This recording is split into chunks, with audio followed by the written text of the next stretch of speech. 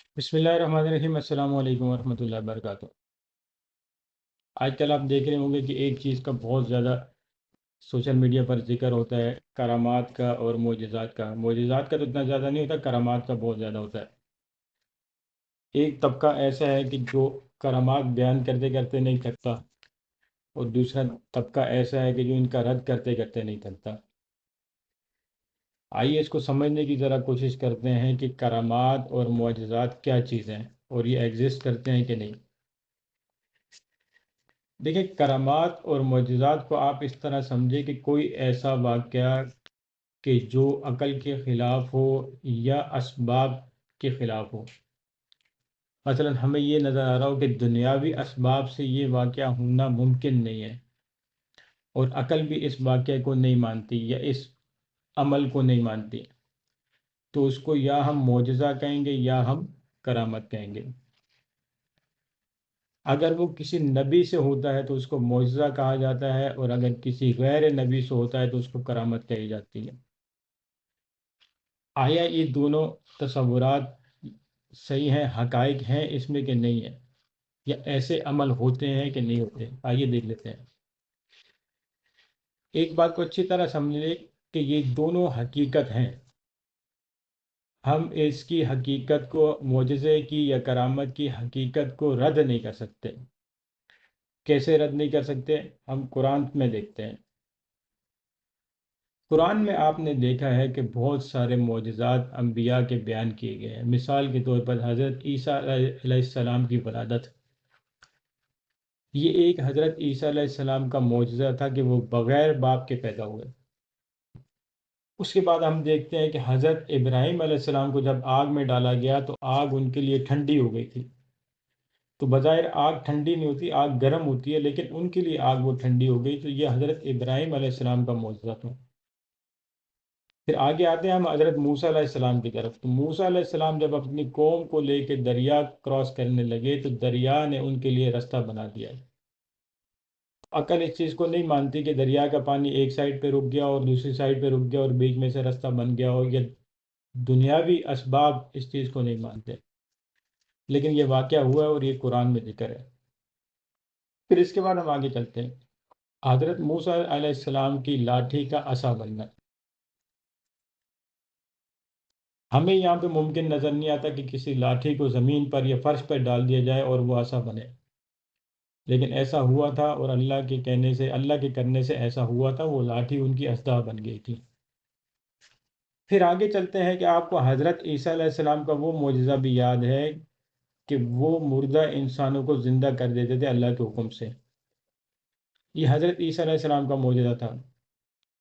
پھر اللہ کے رسول صلی اللہ علیہ وسلم، محمد صلی اللہ علیہ وسلم کا سب سے بڑا معجزہ جو آپ کے سامنے قرآن کی صورت میں موجود ہے، کہ اللہ نے قرآن میں فرمایا ہے کہ تم میں سے کوئی ہے جو اس جیسی ایک آیت بنا لے۔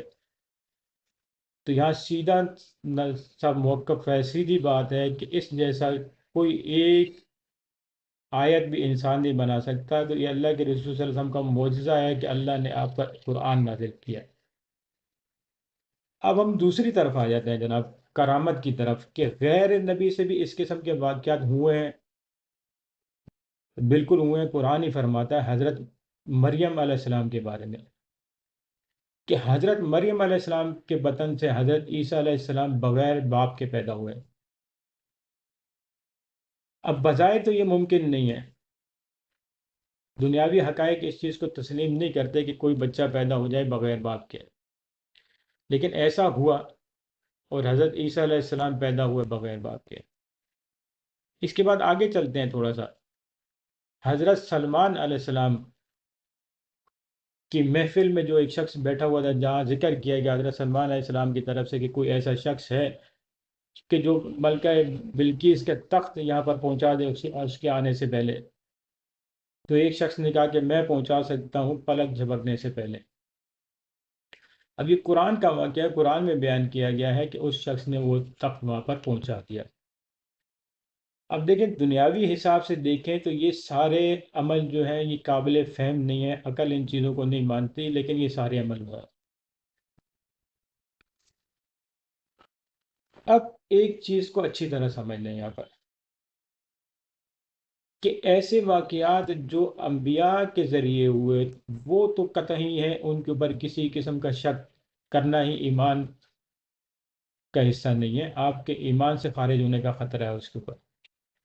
وہ حق تھے، وہ انبیاء کے ذریعے ہوئے، کیے انبیاء نے نہیں کیے، اللہ تعالیٰ نہیں ہے، لیکن انبیاء کے ذریعے ہوئے، اور وہ ان کی نبوت کی دلالت کے طور پر ہوئے۔ جو بھی یہ کام ہوئے ہیں اس میں انبیاء کا ذاتی عمل دخل نہیں تھا، یہ سب ہوئے اللہ کی طرف سے ہی ہے، لیکن ان کاموں کے ذریعے انبیاء بنے ہیں تاکہ ان کی نبوت کے اوپر یہ دلالت بنے۔ اب دوسری طرف آ جاتے ہیں، یہ جو کرامات کی بات کی جاتی ہے، کرامات میں نے آپ کو سمجھا دیا کہ چیز ایک ہی ہے، وہی واقعات ہیں جن کو عقل نہیں مانتی یا جن کو دنیا کا علم نہیں مانتا وہ ہوتے ہیں، لیکن معجزہ اس کو کہا جاتا ہے جو انبیاء پر ہوں، اور دوسری اصطلاح جو کرامت کی استعمال کی جاتی ہے، واقعات اسی طرح کے ہوتے ہیں، لیکن جب غیر نبی کی طرف ان کو دیکھا جاتا ہے تو ان کو کرامت کا نام دیا جاتا ہے، کہ کسی شخص کے ساتھ کرامت ہو جانا۔ اس کی حقیقت بھی میں نے آپ کو بتا دی، اور میں نے آپ کو قرآن سے بتا دیا کہ اس قسم کے واقعات ہونا کوئی عجب نہیں ہے، کوئی حیرت والی بات نہیں ہے، ہوتے ہیں۔ لیکن ہمارے ہاں جو ایک کانسیپٹ پیش کیا جاتا ہے ولی اللہ کا کانسیپٹ، اور ولی اللہ وہی ہوگا کہ جس کے ہاتھ پہ کوئی نہ کوئی کرامت ہوئی ہوگی، یہ کانسیپٹ بالکل غیر شرعی ہے، اسلام کا اس کانسیپٹ سے کسی قسم کا کوئی تعلق نہیں ہے۔ اور ہمارے یہاں یہ کانسیپٹ بھی ہے کہ وہ شخص ولی ہو ہی نہیں سکتا، یا تقریباً اسی طرح کی بات بیان کی جاتی ہے کہ وہ شخص کیسے ولی ہوگا کہ جس کے ہاتھ میں کوئی نہ کوئی کرامت نہ ہوئی ہو۔ تو ایک جو ولی اللہ کا تصور پیش کیا گیا ہے ہمارے سامنے، وہ تصور ہی جعلی ہے، وہ شریعت کے مطابق نہیں ہے۔ ولی اللہ کی سیدھی سی ڈیفینیشن یہ ہے کہ وہ شخص چاہے مرد ہو یا عورت ہو، وہ اللہ کے دوست ہیں، اللہ فرماتا ہے کہ بندے میرے دوست ہیں۔ وہ شخص، وہ عورت ہو یا مرد ہو، وہ جو اپنی زندگی کو دین کے مطابق گزارتے ہیں، اللہ کے احکامات کے مطابق گزارتے ہیں، وہ اللہ کے ولی ہیں، سیدھی سی بات ہے، اللہ کے دوست ہیں، اللہ ان کو اپنا دوست رکھتا ہے۔ سیدھی سی سمپل سی ڈیفینیشن ہے۔ اللہ کا دوست ہونے کے لیے، اللہ کا ولی ہونے کے لیے کو آپ کو جادو ٹونے یا اس طرح کی کوئی مطلب وہ شوبدہ بازی کرنے کی ضرورت نہیں پڑتی۔ لیکن ہمارے ہاں یہ ایک نظریہ رائج کر دیا گیا ہے کہ اللہ کا ولی وہی ہوگا کہ جس کے ہاتھ میں کسی نہ کسی قسم کی کرامت ہوگی، یا وہ اپنے آپ کو اللہ کا ولی ثابت کرنے کے لیے کوئی نہ کوئی کرامت دکھائے گا تو ہی وہ اللہ کا ولی ہے۔ تو یہ نظریہ، یہ کانسیپٹ بالکل غلط ہے۔ پھر آپ یہ بھی دیکھ لیں کہ جو ہمارے ہاں یہ خود ساختہ اللہ کے ولی بنائے گئے ہیں، یہ کیا یہ اللہ کے ولی ہیں بھی کہ نہیں؟ بہت سارے آپ ایسے دیکھیں کہ شاید جنہوں نے کبھی زندگی میں نماز بھی نہیں پڑھی ہو، جن کو شریعت کے بنیادی احکامات کا بھی نہیں پتا ہو، ان کو بھی اللہ کا ولی ڈکلیئر کر دیا جاتا ہے۔ یا جو شخص مجذوب ہو چکا ہو، عقل سے فارغ ہو چکا ہو، پاگل ہو چکا ہو اپنی زندگی میں، وہ بھی جب اس کا انتقال ہوتا ہے تو اس کے مزارات بنا دیے جاتے ہیں کہ اللہ کا ولی تھا۔ کوئی شاعر اس دنیا میں گزرا تو وہ بھی اللہ کا ولی بن جاتا ہے، ان کے مزارات بنا لیے جاتے ہیں۔ آپ پنجاب میں جائیں، پنجاب میں کیا سندھ میں، پورے ملک میں آپ دیکھیں کہ بڑے عجیب و غریب قسم کے نام رکھے ہوئے ہیں ان مزاروں کے۔ کتوں والی سرکار ہے، کوئی کون سی سرکار ہے، کوئی کون سی سرکار ہے، ان کے نام ہی عجیب و غریب ہے، سمجھ میں نہیں آتی کہ یہ مسلمانوں کے کون سے عقیدے ہیں ان کے بارے میں۔ بات دوسری طرف نکل جائے گی تو بات ہو رہی تھی کرامت کی۔ تو دیکھیں کرامت کا ہونا تو میں نے آپ کو بتا دیا ہے کہ صحیح ہے، حق ہے، ہوتی ہے، لیکن جو کرامات ہمارے یہاں بیان کی جاتی ہیں اور جس تسلسل سے بیان کی جاتی ہیں، آپ نے کسی بھی شخص کو فالو کرنا ہے، اس کو اپنا پیر ماننا ہے، تو اس کے ساتھ کوئی نہ کوئی کرامت گھڑنا لازمی ہے، ہمارے یہاں تو یہ دیکھا جاتا ہے۔ تو بھائی اس طرح کی ہول سیل کی کرامات کا کوئی بھی ہمیں تصور نہیں ملتا ہمارے ہاں۔ ان خود ساختہ اولیاء اللہ کے ساتھ جو کرامات کی نسبت دی گئی ہے، اتنی تو صحابہ کے ساتھ ہمیں نہیں ملتی کہیں پر، تابعین کے ساتھ نہیں ملتی، جتنے ان کے بعد آنے والوں کے ساتھ لوگوں نے گڑھی ہوئی ہیں یہ ساری کہانیاں۔ اور یہ ساری کہانیاں تقریباً خود ساختہ ہیں، تقریباً خود ساختہ آپ ان کو کہہ سکتے ہیں، 99.99% جس کو وہ کہتے ہیں نا، اس طرح کی خود ساختہ کہانیاں ہیں یہ، ان کی کوئی حقیقت نہیں ہے۔ اور کوئی کرامت ہونا کسی ولی کی دلیل ہے بھی نہیں۔ یہ بھی کوئی شریعت کا اصول نہیں ہے کہ جس کے ہاتھ سے کوئی کرامت یا کوئی شوبدہ یا کوئی اس قسم کی چیز ہو جائے تو وہ اللہ کا ولی ہے، اسی کو فالو کرنا لازمی ہے۔ اس قسم کی کوئی بھی شریعت میں دلیل نہیں ہے۔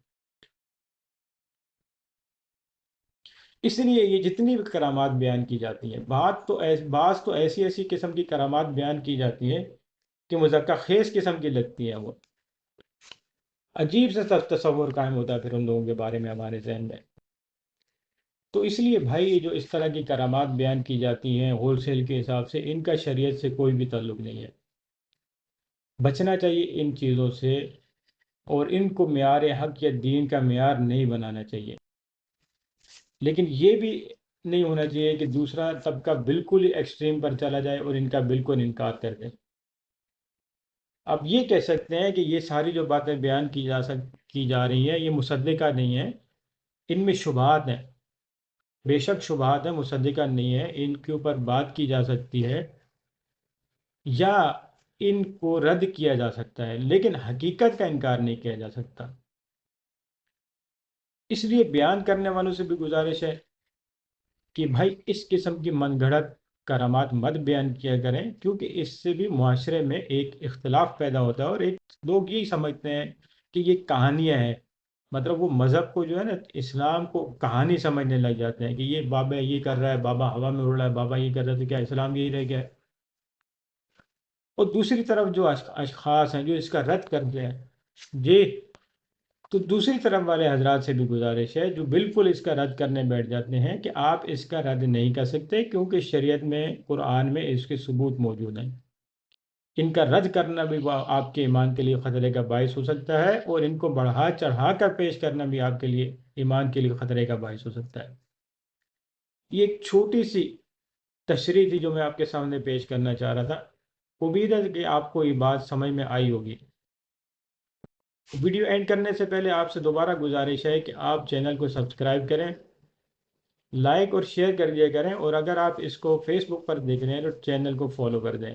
بہت شکریہ آپ کا۔ انشاءاللہ اگلی کسی ویڈیو میں کسی دوسرے موضوع پر بات کریں گے انشاءاللہ۔ السلام علیکم ورحمۃ اللہ۔